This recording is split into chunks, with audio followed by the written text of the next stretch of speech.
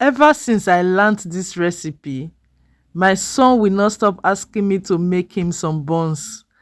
So I decided to show you guys how I made the Nigerian bun.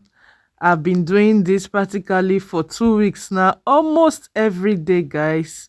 My son always wants me to make for him. So yeah, I am just using the measuring cup to measure 2.5 cups of flour. That is exactly what I used. So I'm going to be adding, the only thing that is missing in these buns today from all the video that I watched where I learned this recipe is nutmeg. So, and it still came out perfect, so I really don't see any need for that nutmeg anyway. So here is my baking powder. I added a 2 teaspoons of baking powder to my bun.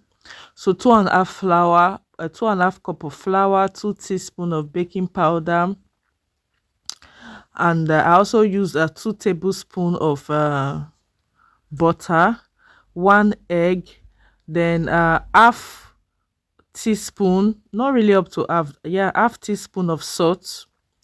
Then that is sugar. I use half cup of sugar. Then I'll mix all of this together, all of the dry ingredients. I'm going to mix them together.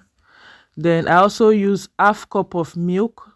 So I'm going to break my egg and use my measuring cup to measure half cup. See, it's half of milk, of liquid milk. I'm going to add that together. Okay, then I'm going to stir the dry ingredients together. Let it combine, the milk and the egg. I'm stirring it together. So I'm going to add it to the wet ingredients. Then I'll make sure I stir this together so that it can combine properly. So I'm also going to be adding a 1/4 cup of water as well.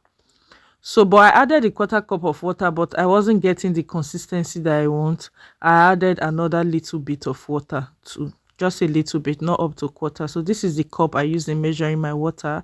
I added it, but I didn't get the consistency that I want. So at the end of this, after mixing, you are going to see the consistency I got. So I added a little bit more water, then I added my butter last. You can add this butter at any point in time. Okay, so because this is a crunchy buns, if you notice, I didn't melt the butter. Okay, so there's chewy buns and there's crunchy buns. Okay, so if you're going to make the chewy buns, you're going to melt your butter, but because it's a crunchy buns, I didn't get to melt my butter. So I want to make sure there's enough oil in your pan. I've used this oil previously, I've been using it all week, but when I started frying, I noticed it wasn't enough, because I didn't want to keep wasting oil for this thing. So I was trying to be really saving my oil, but I noticed it wasn't enough, so I had to add more. Yeah, when I was going to fry the second set, I added more.